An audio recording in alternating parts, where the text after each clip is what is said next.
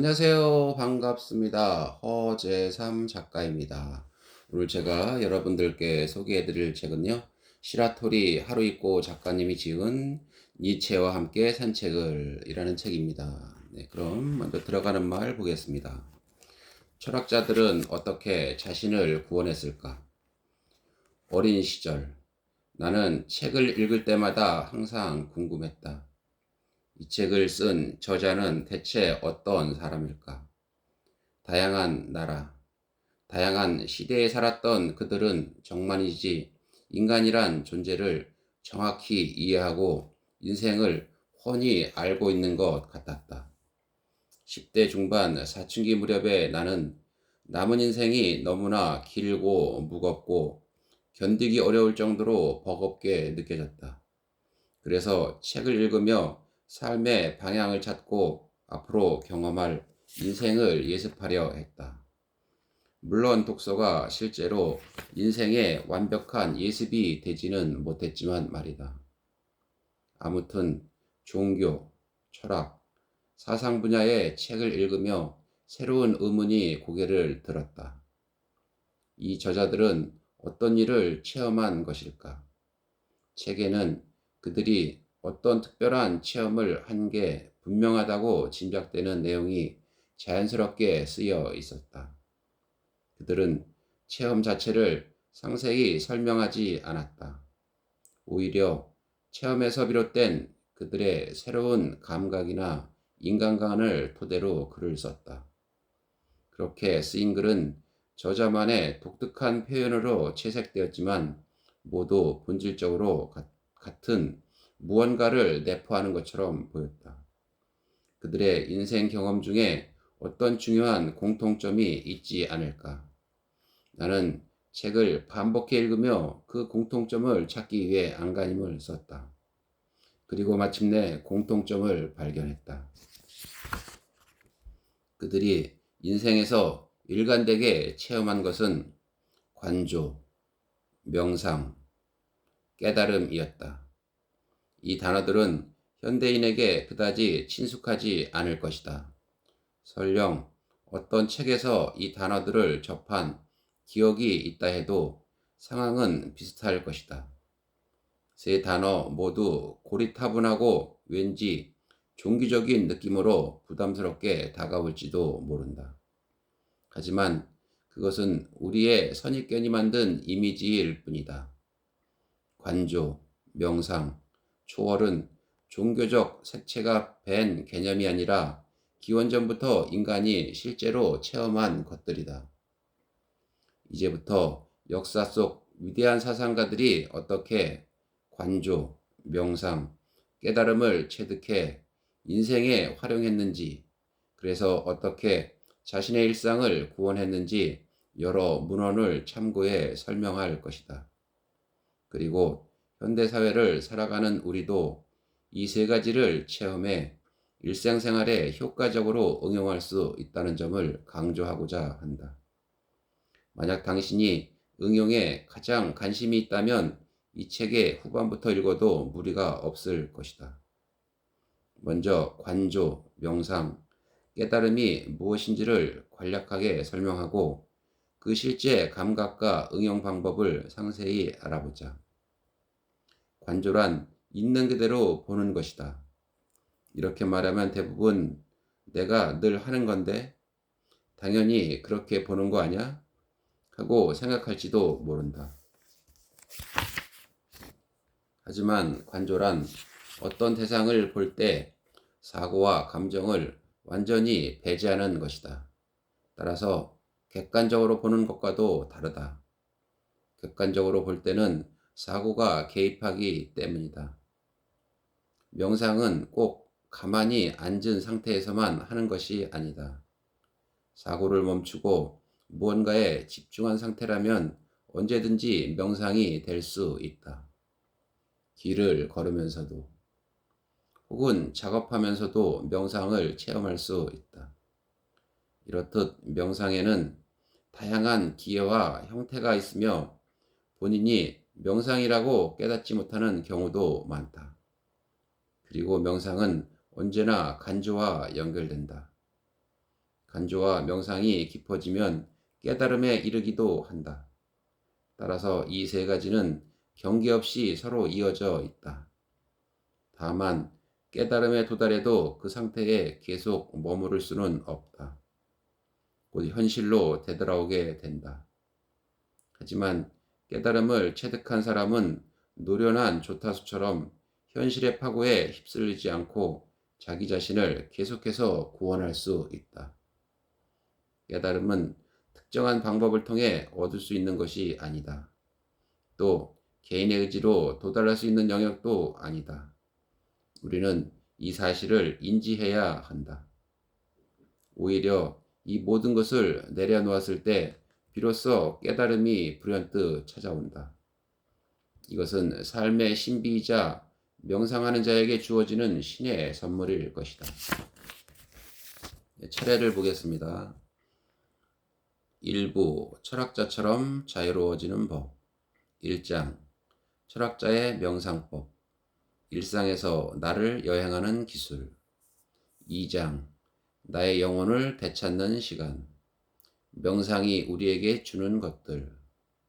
2부 일상에서 깨달음을 얻는 법.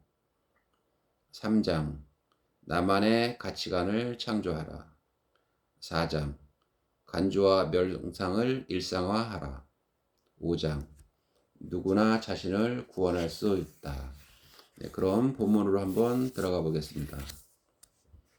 철학자의 명상법. 산책 중에 발견하는 삶의 기쁨. 니체. 산책은 구원이었다. 독일의 철학자 프리드리히 니체는 날씨가 우리 삶에 큰 영향을 미친다고 믿었다. 그는 35세의 젊은 나이에 교수직에서 퇴직할 정도로 병약했지만 말기에겐 화창한 날에는 몹시 아픈 걸 느끼지 못했다. 특히 휴양지에서 즐기는 산책은 그의 몸과 마음을 치유하는 구원이었다. 여기서 말하는 산책은 주변을 어슬렁거리며 1시간 정도 집 근처를 느긋하게 거니는 수준이 아니다. 적어도 5km가 넘는 거리를 빠른 걸음으로 걷는 것이 당시 독일인이 생각하던 산책이다. 우리가 흔히 생각하는 여유로운 산책과는 전혀 다르다. 니체는 비 오는 날에도 우산을 쓰고 산책하러 나갔다. 1881년 7월 37세의 니체는 스위스 동부를 100km가량 가로지르는 계곡지대인 엥가딘에 머물렀다. 인강이 흐르는 약 15km 사이에 실스 호스, 실바 플라나 호스, 샴페레 호스, 생모리츠 호수가 있었다. 니체는 해발 약 1800m 지대에 있는 아름다운 호반을 따라 숲속길을 매일 혼자 걸었다. 그렇게 산책하는데 보통 8시간에서 길게는 10시간이 걸렸다. 니체는 이것뿐 아니라 자신이 머물던 여러 고장에서 매번 오랜 시간 산책했다. 산책이란 니체에게 현실적인 구원이었다. 그 구원은 도시와 사람들, 번잡한 세상사에서 물리적으로 최대한 멀리 벗어나는 일이었다. 그리고 자연에 파묻혀 스스로 자연의 일부로 녹아드는 일이었다. 니체는 이러한 체험을 종종 기록했다. 우리는 자연에 관해 아주 자주 이야기한다. 그때마다 자연스레 자신을 잊게 된다. 인간도 자연이다. 진짜 자연은 우리가 자연이라는 말을 사용할 때 느끼는 것과는 전혀 다르다. 니체는 자연에서 찾아낸 3가지를 사랑했는데 바로 광대함, 고요함, 햇빛이었다. 그는 하루에 8시간 동안 혼자 자연 속에 있다 보면 15분간의 깊은 침잠이 몇 번 찾아온다고 말했다. 그 8시간 동안 몇 번인가 아주 깊은 15분이 찾아온다. 그때야말로 내 안에 가장 깊은 샘에서 솟아나는 활성음료를 마실 수 있다. 니체는 시적이고 상징적인 표현을 사용했는데 이 특별한 15분이 바로 명상의 심층부로 들어가는 것을 의미한다. 니체에게 산책은 자신의 깊은 내면에 이르는 길, 한마디로 자연 속 명상이었다. 자신만의 동굴을 찾아서. 니체는 26세라는 젊은 나이에 스위스 바젤 대학교 고전 문헌학과 정교수가 됐지만 앞서 말했듯 건강상의 이유로 35세에 퇴직했다. 그 후 10년 동안 겨울에는 이탈리아와 프랑스에서, 여름에는 스위스의 휴양지에서 지필과 사색에 몰두했다. 그의 생활비는 바젤 대학교에서 매년 지급한 연근 3,000프랑, 스위스 프랑 기준으로 약 370만 원이었다. 주요 이동수단은 증기 기관차, 증기선, 우편 마차였다. 임대주택의 방 하나를 반년이나 몇 개월 단위로 계약해서 머물곤 했다. 니체는 창밖으로 산이 보이는 어두운 방을 좋아했고 그런 방을 찾아 자신만의 동굴로 삼았다. 낮에는 근처 식당이나 호텔에서 점심을 먹었고 마음이 내키면 호텔 연회장에 놓인 피아노를 치기도 했다. 그리고 나서 늘 산책했다. 친구에게 온 편지를 우체국 사서함으로 받아보고 세상 일에 관한 정보는 도서관에 비치된 신문과 잡지에서 얻었다. 니체는 눈의 통증, 두통, 위통, 구토 등의 극심한 신체적 고통이 찾아올 때는 아편으로 견디면서 침대에 누워있을 수밖에 없었다. 그를 괴롭힌 질병은 명확히 밝혀지지 않았다. 후대 의사들은 니체가 아마 뇌종양을 앓았거나 진행성 핵상 마비 질환에 시달렸을 것으로 추측한다.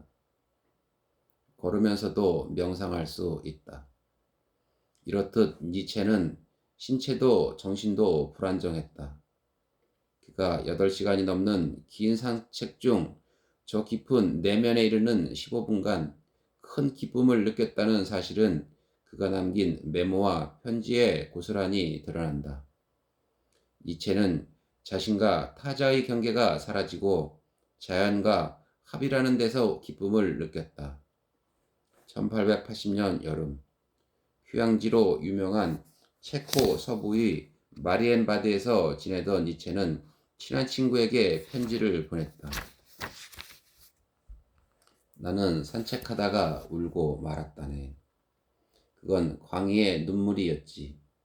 내가 다른 사람들보다 먼저 체득한 세상을 보는 새로운 시선에 기쁨이 차올라 나는 노래 불렀고 또한 무의미한 말을 무심코 입 밖으로 꺼냈다네.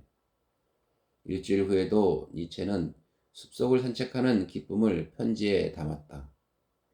나는 나 자신을 훨씬 뛰어넘었지. 마침 숲속을 지나가던 한 남자가 나를 무척 유심히 보더군. 그 순간 내 얼굴은 넘치는 행복으로 빛나고 있었을 거야. 철학자 카를 야스퍼스를 비롯해 후대의 의사들은 니체의 이런 고백을 다행중 같은 정신질환의 표출로 추측했다. 혹시 니체가 무언가 특별한 체험을 했던 건 아닐까 하는 의문을 전혀 품지 않은 까닭은 의사의 생각이 단지 질병의 유무에만 머물렀을 뿐 명상을 체험한 적은 없었기 때문이다. 누군가와 함께 하이킹하는 기분으로 숲속을 산책하면 자연과 하나됨을 느끼기 어렵다. 즉 나는 나이고 주위를 둘러싼 초목은 자연 그대로의 초목일 뿐이다. 하지만 혼자 산과 들을 걸으면서 무의식 중에 명상 상태로 들어가면 나와 자연의 경계가 허물어지고 어느새 하나로 녹아든다. 그러면 니체처럼 그 자리에서 넘치는 기쁨을 맛볼 수 있다. 분명 많은 사람이 명상은 가만히 앉은 고요한 상태에서 일어나는 신비로운 일이라고 생각할 것이다. 하지만 산책을 하면서도 얼마든지 명상 상태에 들어설 수 있다. 참선하는 승려가 수행 이외에 청소라든지 생활에 필요한 잡무를 묵묵히 해낼 때도 일종의 선정, 즉 사고하지 않는 명상 상태에 이를 수 있다. 마찬가지로 혼자 산책을 하다가도 쉽게 명상을 체험할 수 있다. 이 현상을 단지 생각이나 상상만으로는 온전히 이해할 수 없다. 자신이 실제로 경험해야만 알 수 있다. 니체는 그때의 기쁨을 이렇게 글로 남겼다. 자연의 풍경 속에서 우리 자신을 재발견하고 유쾌한 전율을 느낄 때가 있다. 그것은 가장 아름다운 분신 현상이다. 땅에서 그런 느낌을 받는 사람은 분명 행복할 것이다. 자연과 나 자신의 경계가 사라지는 것을 경험하며 기쁨을 느낀 니체는 자신도 모르게 눈물을 흘렸다. 이를 정신질환 증상으로 보는 것은 무리가 있지 않을까. 아무것도 하지 않는 시간의 창조성. 니체는 산책이 바로 명상이다 라고 단적으로 표현하지는 않았지만 명상하며 살아가는 삶이 중요하다는 사실을 분명히 밝히고 있다. 현대사회의 생활 속도는 두려울 만큼 점점 빨라지고 있다. 현대인들은 생각하는 시간도 생각하는 데 필요한 정적도 잃어버렸다. 명상하는 삶이 점점 사라지고 있다. 본래 명상 생활을 하려면 여유로운 시간이 있어야 한다.